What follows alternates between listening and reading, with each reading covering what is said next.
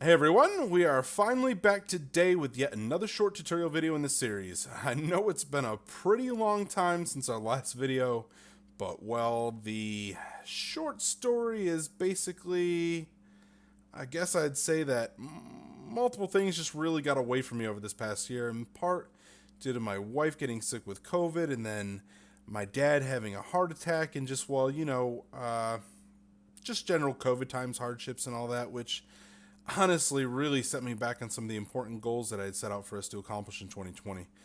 Thankfully, I've gotten mostly caught up on everything at this point. However, that's not to say that all of my priorities have been lagging far behind. I'm pleased to say that I've also been donating a lot of my time and focus over the last several months to work on the development of the latest version of OpenFL, which was just released very recently. I'm super proud of my work with the OpenFL version 9.1, and I sure hope you'll all check it out if you haven't had the chance to do so already. I added 2 new classes to the net package that you might be familiar with already, called Datagram Socket and Server Socket, which provide built-in support for UDP and server networking for native targets. I also addressed the poor performance of text field by implementing a shape caching system, which gave us massive, and I mean really massive, performance gains. We also added a new text selection scrolling feature that now allows scrolling of fields via mouse selection.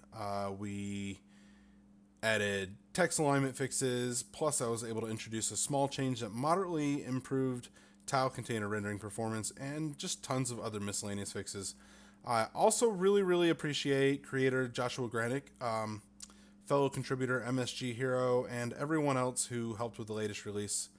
So yeah, today's video is going to be pretty short, and it doesn't actually cover a full chapter. In fact, I guess I'd call it chapter 1.1. Now let's think back to the last video. We looked at installing Haxe, OpenFL, and Lime in Windows using Haxe Develop IDE, and I mentioned that I would cover more popular mainstream IDEs like VSCode and IntelliJ IDEA. So today we are going to look at setting up our environment and building a Hello World example with just VSCode. And then later this week, I'll also include a similar video for setting up Haxe and OpenFL with IntelliJ. Now, while I'm going to go through the whole process from start to finish like I did in the last video, I will be speeding through the process of installing Haxe, OpenFL, and all the dependencies with little to no commentary until we get to VS Code. If you want a more detailed explanation of installing Haxe and OpenFL in your system and compiling for targets like Windows, CPP, go back and watch the first video in the series. I think I broke that down pretty good, and it's not necessarily dependent on Haxe Develop. I know a lot of people have had a hard time trying to get their environment successfully set up with VS Code, and hopefully over just a few minutes I'll be able to demystify the entire process and show everyone just how simple it really is. Keep in mind that this is a clean installation of Windows, so we're going to set up everything from scratch. If you're just here for the VS Code segment, you can just skip ahead right now. The first thing I'm going to do here is install Haxe and then Haxelib, Lime, OpenFL really quick. And once again, if you need a breakdown of this process, go check out the last video.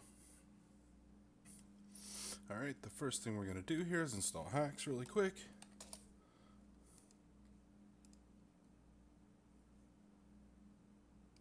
Haxe is not harmful for your computer, folks.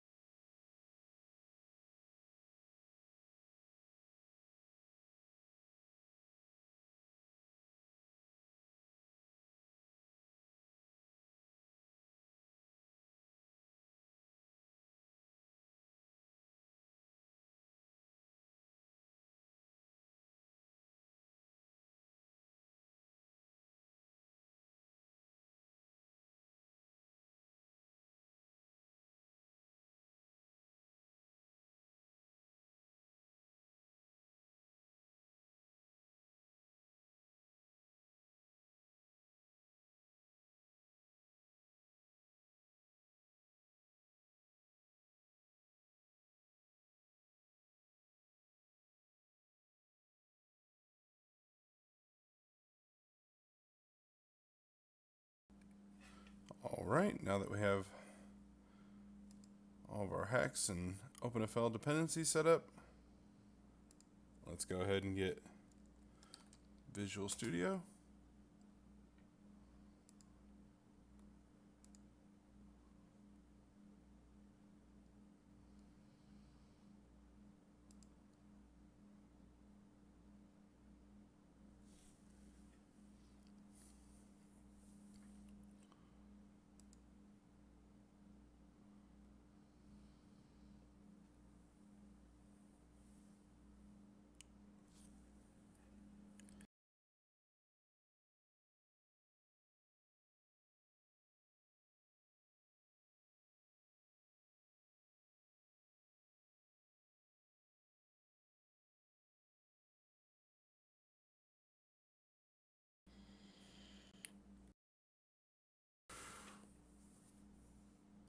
Alright, let's go ahead and get MSVC.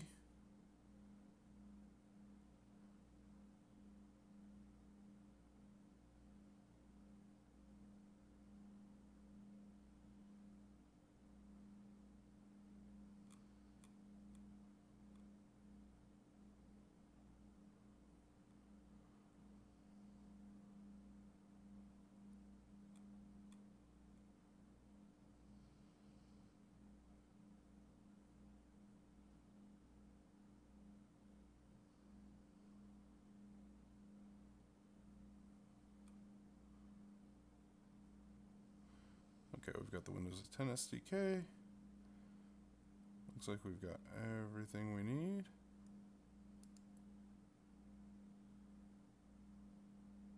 Okie doke.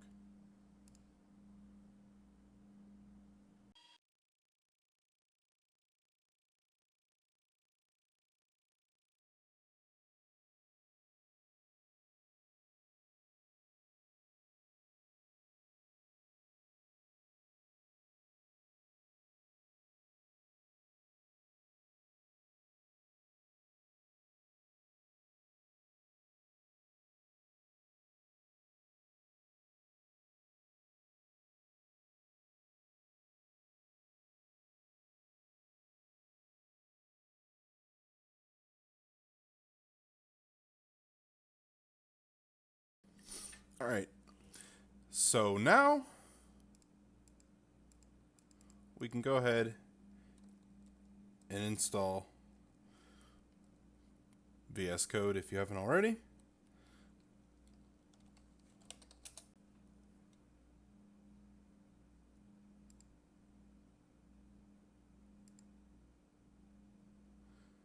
Now, the nice thing about VSCode is that it's cross-platform.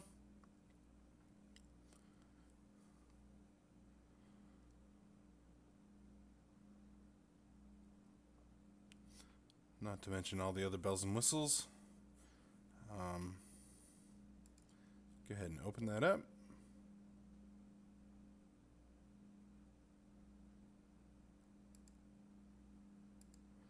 Accept.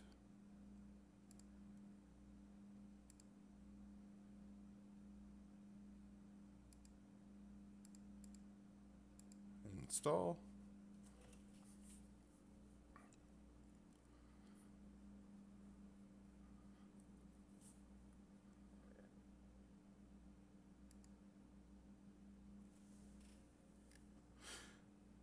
Now that we've downloaded, installed, and run VS Code, if you hadn't had the chance, you can go ahead and look at the Getting Started page. We're going to go ahead and skip that. Let's go ahead and create a new project folder. It's called Example. All right. We are going to go ahead and open our command prompt. We're going to type in OpenFL, create project,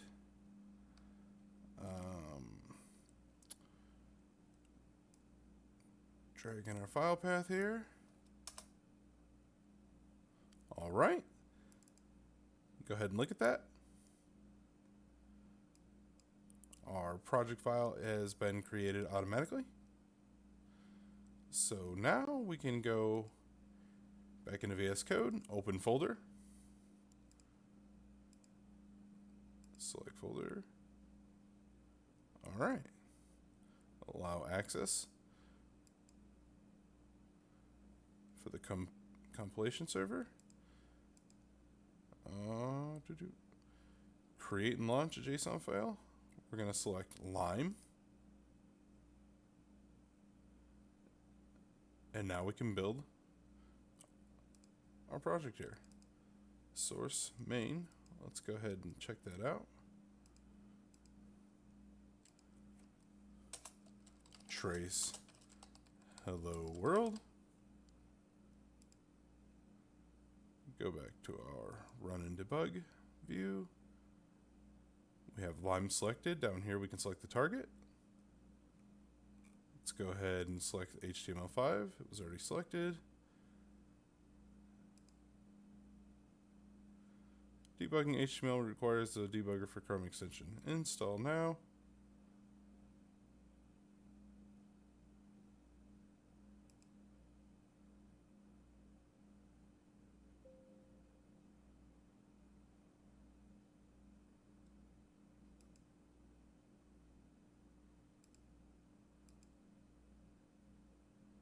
Oh, well, it's because I forgot a semicolon. How about that?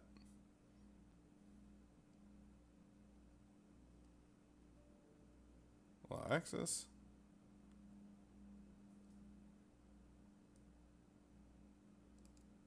Well, let's go ahead and install Chrome really quick.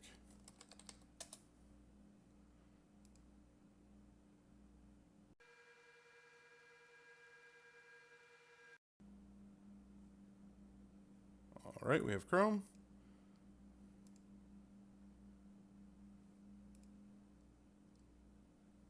Let's go ahead and run it again.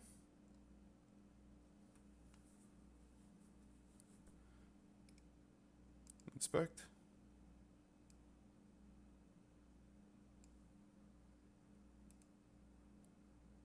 Here's our trace statement. Here's our trace statement. And there you have it. Let's go ahead and change our target. We should be able to build to Windows. Requires a Haxe CPP debugger. Install now. Very simple. Very simple, everyone. All right, we're going to go ahead and build Windows again.